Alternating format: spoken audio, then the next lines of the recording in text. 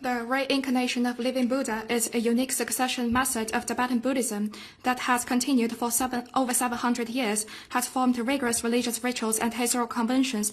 The reincarnation of Dalai Lama, the Panchen Lama, and other grand living Buddhas must go through the Golden Urn lottery procedure and be subject to approval by the central government. The 14th Dalai Lama himself was searched in strict accordance with the religious rituals and historical conventions after the passing of the 13th Dalai Lama, and informed after being granted exemption from the lottery by the then central Chinese government.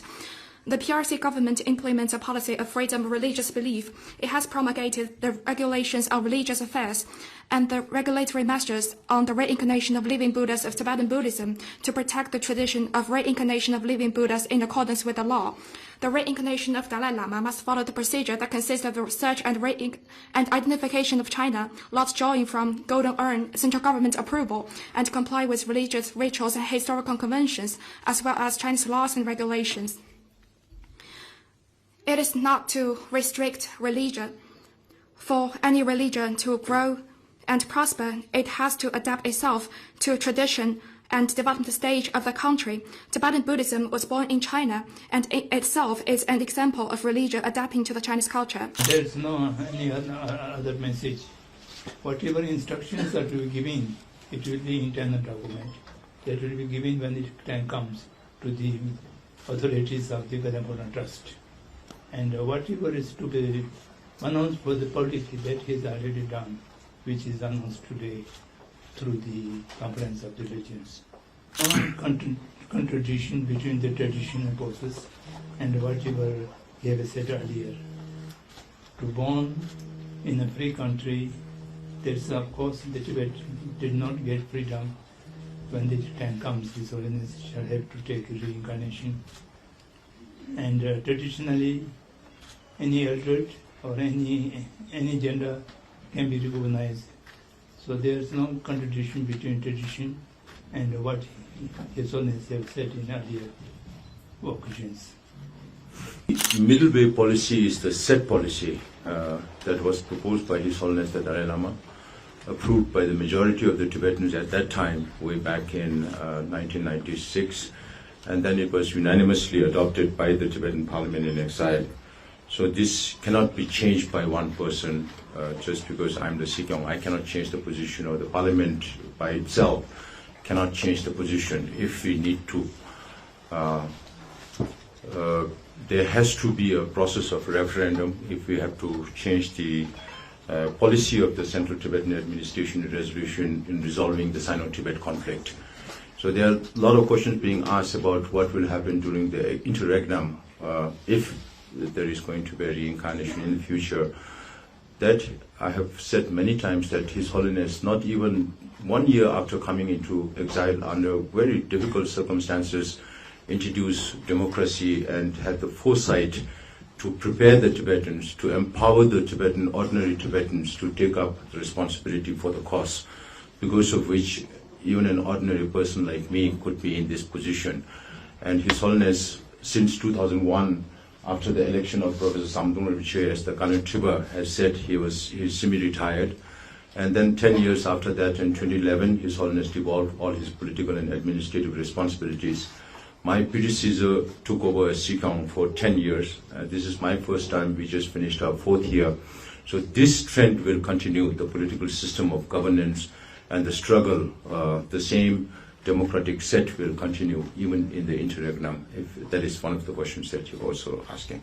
And lately, there have been any interaction with the Chinese authority and Tibetan authority? We have always said that there are some back channels which are not official. Back channels are not official.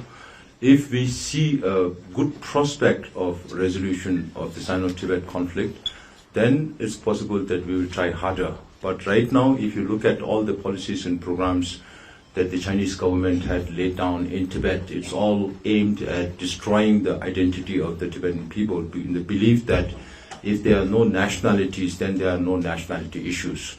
So this is what Xi Jinping's government is doing, targeting Tibetan language, Tibetan religion, which are the basis of Tibetan identity. Tibetan language is one among the 15 oldest languages in this world. We have always said that we are proud of being a repository of one part of ancient Indian wisdom, rooted in the values of ahimsa and karuna non-violence and compassion. So there won't be any shift in the position till such a time that it warrants, and it will be done as per the Charter of the Tibetans in Exile. I think you have not read the message properly. Today's message is his acceptance for the continuity of the Dalai Lama institution. In 1960s and 70s, he proposed that Dalai Lama institution should be ended. Now, whether Dalai Lama institution should continue or not, it is to be decided by the followers of the Dalai Lama, by the people. And for that, he has announced the declaration in 2011. And in response to 2011, the whole Buddhist followers, non-Buddhist followers, whosoever is interested in the Dalai Lama institution, they have asked Dalai Lama to continue the institution of the Dalai Lama in future as well.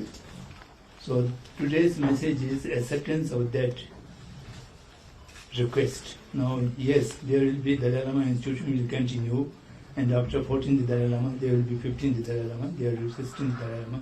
This was the acceptance. And when it will come and how it will be recognized, these are entirely different questions. When the time comes, he will give instructions as mentioned in the earlier declaration. I think it's entirely dependent on Chinese government. Previous times they expressed their interest in inviting His Holiness the Dalai Lama to China and Tibet, and His Holiness has at many occasions expressed his wish to visit China and Tibet if it's possible. But the Chinese government put this condition that if His Holiness comes to China or Tibet, he should stay back. And His Holiness' response is, if I get to go to Tibet and China, I will go, but I will not live there because there is no freedom there. And I think this is also connected with the reincarnation when His Holiness says that I will be born in a free world. So we still don't know whether this is possible or not. You all know that His Holiness these days travels only 2 times in a year, once during summer to Ladakh and another during winter in another place. Last time it was in South India. So His Holiness can still manage to travel to Ladakh, and the altitude of Ladakh is similar to Lhasa. So if there are opportunities without preconditions, I'm sure, depending on His Holiness' health, it will be decided accordingly.